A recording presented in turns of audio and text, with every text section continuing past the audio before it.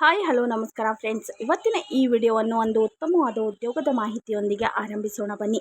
ಈ ವಿಡಿಯೋವನ್ನು ಆರಂಭಿಸುವ ಮುಂಚೆ ಈ ವಿಡಿಯೋವನ್ನು ಪೂರ್ತಿಯಾಗಿ ನೋಡಿ, ಲೈಕ್ ಮಾಡಿ, ಶೇರ್ ಮಾಡಿ ಮತ್ತು ಸಬ್ಸ್ಕ್ರೈಬ್ ಮಾಡಿ.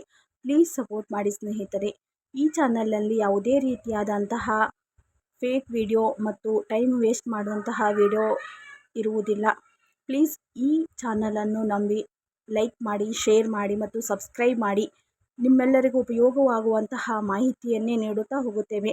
ಪ್ಲೀಸ್ ಸಬ್ಸ್ಕ್ರೈಬ್ ಮಾಡಿ. ಹೌದು ಸ್ನೇಹಿತರೆ, ಸೆಂಟ್ರಲ್ ಬ್ಯಾಂಕ್ನಲ್ಲಿ 3,000 ಅರ್ಜಿ ಆಹ್ವಾನಿಸಲಾಗಿದೆ. ಹಾಗಾದರೆ ಈ ಹುದ್ದೆಯ ಬಗ್ಗೆ ಸಂಪೂರ್ಣವಾದ ವಿವರ ಈ ವಿಡಿಯೋದಲ್ಲಿ ನೋಡುತ್ತಾ ಹೋಗೋಣ ಬನ್ನಿ.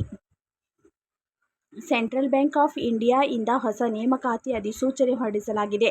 ಆಸಕ್ತ ಮತ್ತು ಅರ್ಹ ಅಭ್ಯರ್ಥಿಗಳು ಸದರಿ ಹುದ್ದೆಗಳಿಗೆ ಅರ್ಜಿಯನ್ನು ನಿಗದಿಪಡಿಸಿದ ದಿನಾಂಕದೊಳಗೆ ಅರ್ಜಿಯನ್ನು ಸಲ್ಲಿಸಬೇಕು ಮತ್ತು ಈ ಹುದ್ದೆಗಳಿಗೆ ಅಗತ್ಯವಿರುವ ವಿದ್ಯಾರ್ಹತೆ ಏನು, ವೇತನ ಶ್ರೇಣಿ ಏನು, ವಯೋಮಿತಿ ಏನು, ಅರ್ಜಿ ಶುಲ್ಕ ಏನು, ಹುದ್ದೆಗಳ ವಿವರ ಹೇಗಿರುತ್ತದೆ ಮತ್ತು ಅಭ್ಯರ್ಥಿಯ ಅರ್ಜಿಯನ್ನು ಯಾವಾಗ ಸಲ್ಲಿಸಬೇಕು ಎಂಬುದರ ಸಂಪೂರ್ಣವಾದ ವಿವರ ಈ ವಿಡಿಯೋದಲ್ಲಿ ಇರುತ್ತದೆ ಫ್ರೆಂಡ್ಸ್.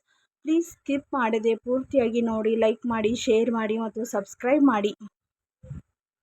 ಹೌದು ಸ್ನೇಹಿತರೆ, ಇಲ್ಲಿ ಇಲಾಖೆ ಹೆಸರು ಸೆಂಟ್ರಲ್ ಬ್ಯಾಂಕ್ ಆಫ್ ಇಂಡಿಯಾ. ಹುದ್ದೆಗಳ ಹೆಸರು ಅಪ್ರೆಂಟಿಸ್.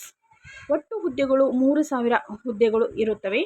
ಇದು ಭಾರತಾದ್ಯಂತ ಅವಕಾಶವಿರುತ್ತದೆ ಹಾಗೂ ಕರ್ನಾಟಕದಲ್ಲಿ 110 ಹುದ್ದೆಗಳಿಗೆ ಇಲ್ಲಿ ಮೀಸಲಾತಿ ಇರುತ್ತದೆ. 110 ಹುದ್ದೆಗಳಿಗೆ ಇಲ್ಲಿ ಅವಕಾಶವಿರುತ್ತದೆ. ಹಾಗಾದರೆ ಅರ್ಜಿ ಸಲ್ಲಿಸುವ ಬಗೆ ಹೇಗಿರುತ್ತದೆ ನೋಡಿ ಫ್ರೆಂಡ್ಸ್. ಆನ್ಲೈನ್ ಮೂಲಕ ಅರ್ಜಿಯನ್ನು ಸಲ್ಲಿಸಬಹುದಾಗಿದೆ. ಹಾಗೂ ವಿದ್ಯಾರ್ಹತೆ ಹೇಗಿರುತ್ತದೆ. ಸೆಂಟ್ರಲ್ ಬ್ಯಾಂಕ್ ಆಫ್ ಇಂಡಿಯಾದ ಅಧಿಕೃತ ಅಧಿಸೂಚನೆ ಪ್ರಕಾರ ಅಭ್ಯರ್ಥಿಯು ಯಾವುದೇ ಮಾನ್ಯತೆ ಪಡೆದ ಮಂಡಳಿಗಳು ಅಥವಾ ವಿಶ್ವವಿದ್ಯಾಲಯಗಳಿಂದ ಪದವಿಯನ್ನು ಪೂರ್ಣಗೊಳಿಸಿರಬೇಕು. ಮತ್ತು ವಯೋಮಿತಿ ಹೀಗಿರುತ್ತದೆ. ಅಭ್ಯರ್ಥಿಯು 1 ಏಪ್ರಿಲ್ 1996ರಿಂದ 31 ಮಾರ್ಚ್ 2004ರ ನಡುವೆ ಜನಿಸಿರಬೇಕು. ಮತ್ತು ವಯೋಮಿತಿ ಸಡಿಲಿಕೆ ಹೀಗಿರುತ್ತದೆ. OBC ಅಭ್ಯರ್ಥಿಗಳಿಗೆ ಇಲ್ಲಿ 3 ವರ್ಷ ವಯಸ್ಸಿನ ಸಡಿಲಿಕೆ ಇರುತ್ತದೆ. SC/ST ಅಭ್ಯರ್ಥಿಗಳಿಗೆ ಇಲ್ಲಿ 5 ವರ್ಷ ವಯಸ್ಸಿನ ಸಡಿಲಿಕೆ ಇರುತ್ತದೆ. PWD ಅಭ್ಯರ್ಥಿಗಳಿಗೆ ಇಲ್ಲಿ 10 ವರ್ಷ ವಯಸ್ಸಿನ ಸಡಿಲಿಕೆಯನ್ನು ನೀಡಲಾಗಿರುತ್ತದೆ ನೋಡಿ ಫ್ರೆಂಡ್ಸ್. ಹಾಗಾದರೆ ಇಲ್ಲಿ ಅರ್ಜಿ ಶುಲ್ಕ ಹೀಗಿರುತ್ತದೆ. ಅಂಗವಿಕಲ ಅಭ್ಯರ್ಥಿಗಳು 400 ರೂಪಾಯಿ ಅರ್ಜಿ ಶುಲ್ಕವಿರುತ್ತದೆ. SC/ST ಮಹಿಳೆ EWS ಅಭ್ಯರ್ಥಿಗಳಿಗೆ ಇಲ್ಲಿ 600 ರೂಪಾಯಿ ಅರ್ಜಿ ಶುಲ್ಕವಿರುತ್ತದೆ. ಇತರ ಎಲ್ಲ ಅಭ್ಯರ್ಥಿಗಳಿಗೆ ಇಲ್ಲಿ 800 ರೂಪಾಯಿ ಅರ್ಜಿ ಶುಲ್ಕವಿರುತ್ತದೆ. ಹಾಗೂ ಆಯ್ಕೆ ವಿಧಾನ ಹೀಗಿರುತ್ತದೆ. ಅಭ್ಯರ್ಥಿಗಳಿಗೆ ಆನ್ಲೈನ್ ಲಿಖಿತ ಪರೀಕ್ಷೆ ಮತ್ತು ಸಂದರ್ಶನ ನಡೆಸಿ ಅಭ್ಯರ್ಥಿಗಳನ್ನು ಆಯ್ಕೆ ಮಾಡಿಕೊಳ್ಳಲಾಗುತ್ತದೆ.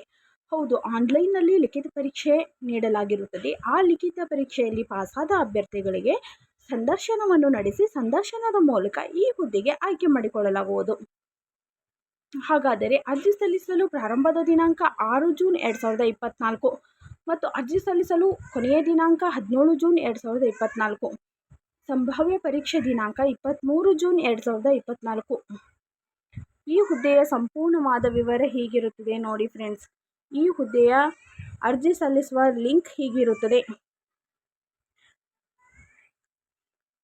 ಈ ಹುದ್ದೆಯ ಬಗ್ಗೆ ಸಂಪೂರ್ಣವಾದ ವಿವರವನ್ನು ತಿಳಿದುಕೊಂಡು ಈ ಹುದ್ದೆಗೆ ಅರ್ಜಿಯನ್ನು ಸಲ್ಲಿಸಿ. ಇನ್ನಷ್ಟು ಉದ್ಯೋಗದ ಮಾಹಿತಿಗಾಗಿ ಮತ್ತು ಸರ್ಕಾರದ ಯೋಜನೆಗಳಿಗಾಗಿ ನಮ್ಮ ಚಾನಲನ್ನು ಲೈಕ್ ಮಾಡಿ, ಶೇರ್ ಮಾಡಿ ಮತ್ತು ಸಬ್ಸ್ಕ್ರೈಬ್ ಮಾಡಿ. ಪ್ಲೀಸ್ ಸಪೋರ್ಟ್ ಮಾಡಿ.